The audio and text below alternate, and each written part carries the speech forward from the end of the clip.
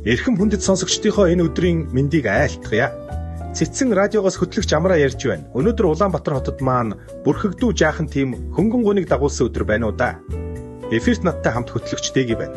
Сайн уу Дэги? Сайн уу Амраа. За харин тийм өнөөдөр хаврын өр ороод гадаад улаарха янз орж байгаач яалтч үгүй бүрхэг бүдгэр өдөр байж таарч байна.